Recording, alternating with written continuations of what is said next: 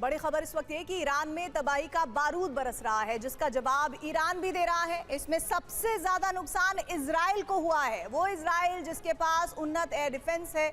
हालांकि ईरान के शुरुआती हमलों की गति को इजराइल ने अपने डिफेंस सिस्टम की मदद से ही सीमित कर दिया था, लेकिन अब जब ईरान ने खुद हमलों की संख्या घटा दी है, तब इजराइल को जो नुकसान हो रहा है वो घटने की जगह बढ़ गया है। आखिर ऐसा कैसे हुआ? रणनीति है या मजबूरी? जवाब इस रिपोर्ट में देखिए। 28 फरवरी 2026 विनाश की शुरुआत कि इजराइल को शमशान बना देंगे, जिसका सीधा मतलब है कि ईरान के अचूक निशाने पर सिर्फ इजरायली सैन्य ठिकाने नहीं हैं, बल्कि ईरान का टारगेट रिहायशी इलाके समेत संपूर्ण इजराइल है। जिसका कारण यह है कि ईरान अब कम बैलिस्टिक मिसाइलें दाग रहा है। बावजूद इसके इजराइल में तबाही पहले के मुकाबले ज्यादा मच रही है। रिपोर्ट यह है कि ईरान पर हमले के बाद इजराइल को बैलिस्टिक मिसाइलों का करारा जवाब दिया गया है। ईरान की बैलिस्टिक मिसाइलों को बड़ी संख्या में इंटरसेप्ट किया गया है। वहीं ईरानी हमलों के जवाब में अमेरिका और इजराइल ने ईरान की क्षमता को नुकसान पहुंचा दिया है, जिससे ईरान के मिसाइल लॉन्च करने की गति में कमी आई है। इजराइल में तैनात डिफेंस सिस्टम लगातार सक्रिय थे और इसी सक्रियता की वजह से इंटरसेप्टर मिसाइलों का गोदाम खाली हो गया है। इसलिए ईरान जो भी मिसाइल दाग रहा है वो निशाने पर अचूक वार कर रही है। इजराइल में यूएस के सैन्य ठिकानों को भारी नुकसान पहुंचा रही है और इजराइल के रिहायशी क्षेत्रों को मलबे में तब्दील कर रही है।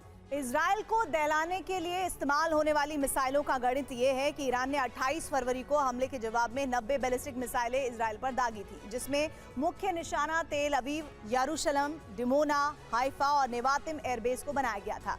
लेकिन इनमें से ज्यादातर मिसाइलें इंटरसेप्ट हो गई थी।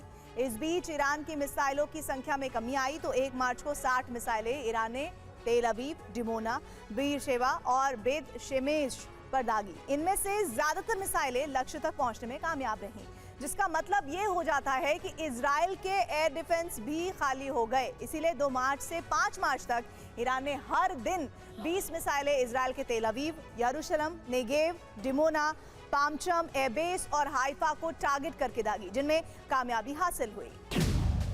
जिसका असर यह है कि बेन गुरियन जैसा संवेदनशील एयरपोर्ट भी दहल गया, जिसमें अमेरिका की एक रेस्क्यू फ्लाइट LY-1006 में सवार यात्री बाल बाल बचे।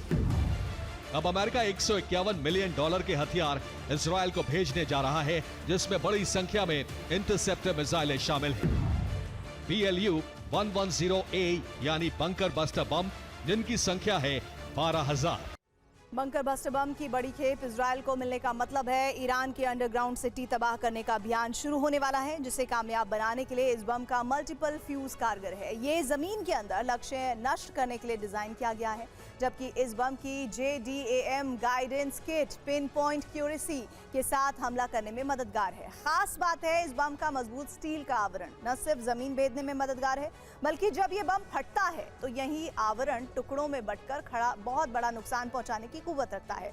और इस बम को सबसे ज्यादा कारगर बनाता है इसका सुरक्षित विस्फोटक, जिसे PBXN-109 कहा जाता है। ये आग लगने या गोली लगने से नहीं फटता, बल्कि मल्टीपल फ्यूज एक्टिव करने पर ही धमाका करता है।